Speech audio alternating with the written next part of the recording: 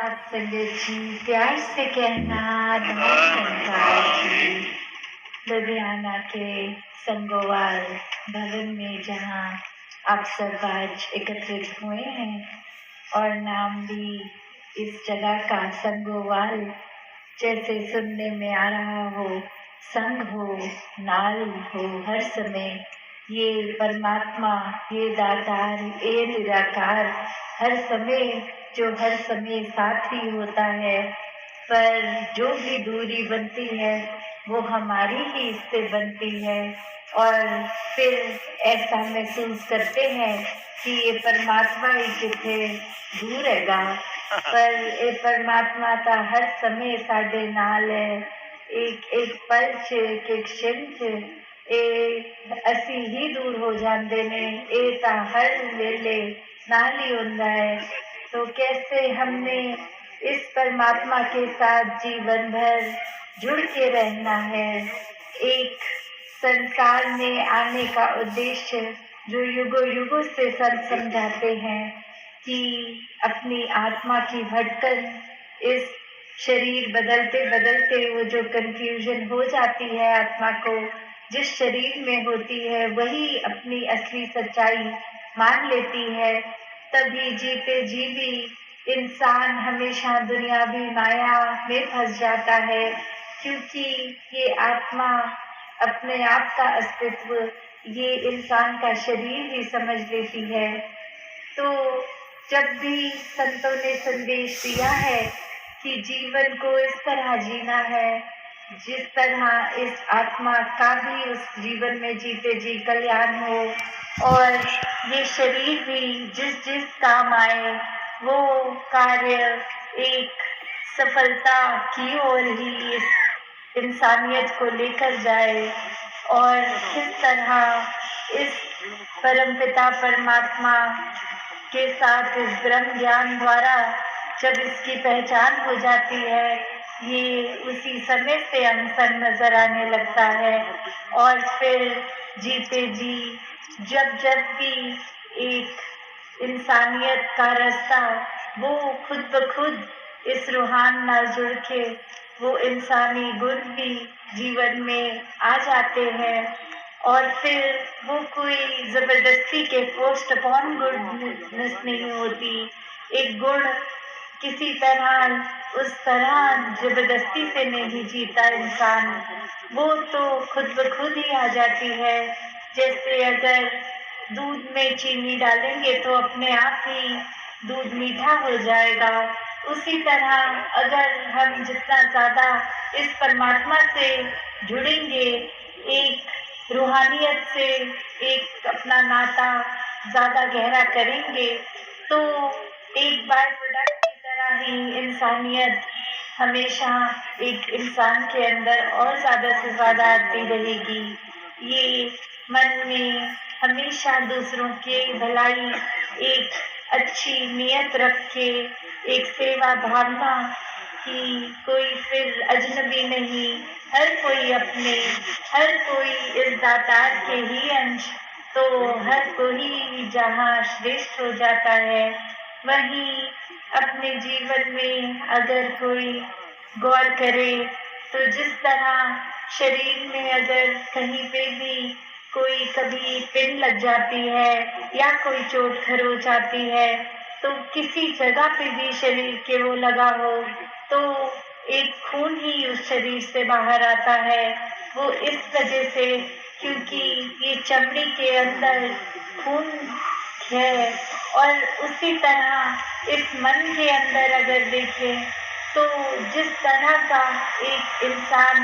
ये मन में सोच विचार के ऊपर अपने आप को रखता है, तो वही चीज़ कर्मों में भी झलकती है, वही अंदर की चीज़ बाहर आ जाती है। कभी एक भक्तों ने अपने जीवन में सेवा सुमिरन सत्संग को ही प्राथमिकता दी है कि एक जितना ज़्यादा संतों का संग हो, वाणी भी अच्छी हो जाती है, साथ ही स्वभाव में मधुरता आ जाती है, एक दिल विशाल हो जाता है। कैसे संतों ने समझाया कि ये ऊपरी रंग नहीं है भक्ति का। जब इस दातार के साथ मन जुड़ गया तो मन के अंदर ही ये भक्ति भाव जन्म ले लेते हैं। एक बहुत ही रूहानियत भरा एक आध्यात्मिक रिश्ता इस परमात्मा के साथ जब जुड़ जाता है तो वही प्रेमा भक्ति का भी जहाँ रूप लेता है, वही मनों के भाव बदल जाते हैं। ये दृष्टिकोण, ये नजरिया कोई भी चीज देखने का, फिर एक संत हमेशा कोई भी एक सिनेरियो में, परिस्थिति में एक पॉजिटिव आउटलुक ही रखता है। हर एक के लिए ये जीवन में सिर्फ और सिर्फ भलाई की कामना मांगता है। कैसे एक अपने मन के अंदर भी, फिर एक दर्द पूरे संसार के लिए कि किसी को भी अगर कष्ट में देखे तो तत्परस्त ये दिल रहता है कि किसी तरह पूरी मनुष्यता की एक सेवा कर सकें, अपने आप को समर्पित कर सकें। और फिर वही अगर नजरिया दूसरा हो किसी का तो फिर मन में अहंकार होगा, एक गुस्सा होगा कि अपने आप को ही श्रेष्ठ मान लिया। और अगर दूसरों को नीचे देखते ही ये जो खुद ही अपनी सेल्फ इम्पोर्टेंस अपनी नजर में बना लिए होती है तो कैसे फिर वो अपने लिए भी हानिकारक होता है। क्योंकि इस दातार ने ही जो बुद्धि बल दिया तो कुछ कार्य करने लायक हैं हम, पर थोड़ी सी पढ़ाई लिखाई ओहदे इत्यादि का जब जीवन में हासिल हो जाते हैं तो ये अहंकार इतना प्रबल हो जाता है एक अपनी ही बुद्धि में कि फिर हर कोई छोटा नजर आने लगता है। फिर ये नहीं पता लगता कि हम तो श्रेष्ठ नहीं हैं और दूसरे हर कोई से जो भी संसार में शिक्षा ले सकते हैं, हर कोई अपने आप में महान है। तो ऐसा दृष्टिकोण संतों ने रखने को कहा है जिससे अपना भी फायदा हो और संसार में भी जिनका मुख उजला अपना है वही रोशनी पहुंचा सकते हैं। जिनके पास एक सही रास्ता है वो ही अपने और साथों वालों को भी फिर सही रास्ते ही डालेंगे। वरना दुनिया का तो काम ही है कि अगर कहीं किसी ने कोई जगह का रास्ता पूछ लिया हो तो चाहे खुद को पता हो ना पता हो पर कुछ भी अंदाजे से वो डायरेक्शन वहाँ दे देते हैं कि इस तरफ है, वहाँ चले जाएं। तो दुनिया में तो भटकन है ही, और वो भटकन से निजात एक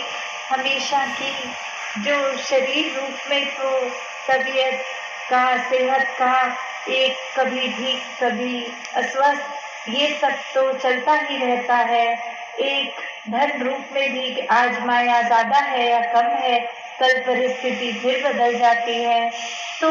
ये आत्मा का कल्याण ही ये भक्तों ने हमेशा किया है कि ये आत्मा ही है जो शरीर में जीते जी भी फिर जो परमात्मा से जुड़ी आत्मा है उसने इस शरीर से भी फिर अच्छे कार्य ही, सदुपयोगी कार्य ही लेने हैं। फिर हमारा खुद का सोच, एक खुद के कर्म ही बहुत सुलझे हुए हो जाते हैं कि जब हर समय इस परमात्मा का एहसास है तो कोई गलत सोच नहीं आती, चतुर चालाकियां नहीं आती, किसी से किसी का हक छीनने की इच्छा नहीं आती। हर एक के लिए बस हम क्या पॉजिटिव कंट्रीब्यूशन कर सकें ऐसे ख्याल ही आते हैं। और वही अगर ऐसी सोच ना हो तो फिर इंसान छीना झपटी, एक दर्द पहुंचाने वाले काम ही, एक दूसरों का हक मारने वाले काम ही, फिर जहाँ एक अपने शरीर का भी नुकसान कर लेते हैं औरों का भी एक नुकसान खुद के साथ ही करते जाते हैं। और जो सत्संग से शिक्षाएं अच्छी लेके अपने जीवन को इस दातार के साथ जोड़ के वो फिर संतमति के अनुसार खुद भी जीते जाते हैं और औरों को भी सही दिशा देते हैं। एक मार्ग कि किस तरह अपने जीवन में हर समय इस प्रभु परमात्मा से जुड़ा जा सकता है। और एक बार ये जुड़ाव पक्का हो जाता है तो मन से ईर्ष्या, द्वेष, नफरत, एक अन्य और कितने भी नेगेटिव जो भाव मन में रख के बैठे रहते हैं कब से, वो सारे के सारे छट जाते हैं। एक अच्छे भाव उस मन में फिर घर कर लेते हैं, क्योंकि अब उस मन में दातार खुद ही समाया है, निराकार समाया है। तो फिर कोई भी नफरत, वैर, विरोध का भाव फिर उस मन में टिक नहीं सकता। और वही दुनिया में जिस तरह के भाव हमारे मन के होंगे, हमें सामने वाले में भी खुद ही ऐसा लगेगा कि वो भी उसी तरह है जो हमारा नजरिया होता है। जैसे अक्सर सबने सुना है, जैसी दृष्टि वैसी सृष्टि, के एक जो हमारा ही दृष्टिकोण है, अगर हमने किसी को मान लिया कि ये इंसान अच्छा है तो वो हमें अच्छा ही नजर आएगा। और वही किसी में लाख अच्छाइयाँ भी होंगी, पर हमने उसको अच्छा नहीं माना तो वो एक भी उसकी अच्छाई नजर नहीं आएगी, सिर्फ उसके एक कमियों पे ही नजर जाएगी। और भी अगर हम अपने मन के एक इमोशंस को इस नजरिए से ही हर एक में देखते हैं, जैसे एक कहानी भी है कि एक कश्ती में बहुत ही सुंदर नज़ारे, पहाड़ों के बीच में वो तालाब सा बना हुआ, एक कश्ती में एक इंसान सवार, और बहुत ही वो नज़ारा ये वादियों का भी ले रहा है। एक बहुत ही सुंदर वो जगह में अब कश्ती पे है, और वहीं एक बड़ी ही शांति का रूप। तो वो इंसान सोचता है कि मैं कुछ देर आंखें बंद करके ही एक आनंद लूं इस नज़ारे का, इस समय का। तो ऐसे ही वो अपनी कश्ती में अब आंखें बंद करके बैठा है, और धीरे धीरे पानी के बहाव से वो कश्ती एक तैरती अपने आप ही जा रही है। और वहीं एक जगह पे वो कश्ती का टक्कर बहुत जोर से हो गई, और अब वही इंसान जो पहले एक वातावरण के एक सुकून को एंजॉय करने के लिए आंख बंद करके बैठ गया था, वहीं उसी समय उसके मन में भाव आए कि ये सामने वाला कौन कश्ती में आ गया है जिसको मैं नहीं नजर आया बैठा, मेरी कश्ती में आके उसने अपनी कश्ती की टक्कर मार दी है। तो उस क्रोध के भाव को मन में लेके ही जैसे वो इंसान अपनी आंखें खोलता है तो देखता है कि दरअसल उसी की कश्ती किसी पत्थर में टकराई थी, कोई और तो नहीं आया था उसको टक्कर मारने के लिए। तो कैसे फिर ये समझ आई बात कि एक गुस्सा तो उसके मन में पहले ही था, चाहे वातावरण कितना सुकून का, शांति का था, पर वो बस इंसान इंतजार ही कर रहा था कि कोई सामने आए और मैं अपना गुस्सा उस पे जाहिर करूं, एक अपने मुंह से अशब्द बोल दूं, कोई बुरी बात बोल दूं, गाली गलौज कर दूं, तो एक अपने गुस्से का उस पे आउटलेट उसको बना के एक जाहिर कर दूं। तो बात वही कि वहां और कोई इंसान उसके अलावा तो था नहीं, फिर भी अपने मन में ये कल्पना से ही, क्योंकि अपना गुस्सा अपने मन में था, तो वो कहीं ना कहीं एक दूसरे को पहले ही दोषी मान लिया। एक कसूरवार हमेशा हर कोई अगर दूसरे को ही समझता है तो खुद कहाँ है, कितने पानी में खड़े हैं, हमें अपना नहीं पता चलता। तो इसलिए हर किसी को जहाँ एक उस सोच से, उस सेंसिटिविटी से हैंडल करना है कि पता नहीं क्या कारण रहा कि किसी का शायद दिन अच्छा नहीं जा रहा होगा, कि उनके अंदर क्रोध है, सीधा उसको बुरा इंसान घोषित करने की जजमेंट नहीं निकालनी। एक हर एक का अपना जो एक लेवल होता है वो वहीं से, किसी के लिए तो एक प्यास बुझाने के लिए एक घूंट भी काफ़ी है पानी का, और किसी को पूरा घड़ा भी पानी का दे दें तो कम है। तो कैसे वही जो हमें शायद कोई परेशानी का कारण नहीं लग रही, वो दूसरे की ज़िंदगी में वस्तु शायद परेशानी का कारण हो। तो ये दिल में हमेशा एक दूसरे से हमदर्दी ही रखनी है। खुद को श्रेष्ठ नहीं मान लेना कि दूसरे की एक सहन शक्ति कम है, मैं तो बहुत सहन कर लेता हूँ, मैं तो बहुत ही श्रेष्ठ हूँ। तो ऐसे भाव भी आने एक मन को दूषित ही करेंगे, क्योंकि कहीं ना कहीं हम इस परमात्मा के बनाए हर इंसान में फिर ऊंच नीच भेदभाव कर रहे हैं। तो जहाँ अपने मन को पवित्र बनाएं, तो वही बात कि जो अंदर है उसने ही बाहर आना है। तो अगर हम खुद ही इस सच्चाई के साथ जुड़ के भ्रमों से निजात पा चुके हैं, तो हमारा जीवन बहुत ही स्मूथ रहेगा, एक जीवन सहज भाव में रहेगा, एक मन ये डगमगाएगा नहीं, कोई भी चीज चाहे सामने आ जाए मन में तो स्थिर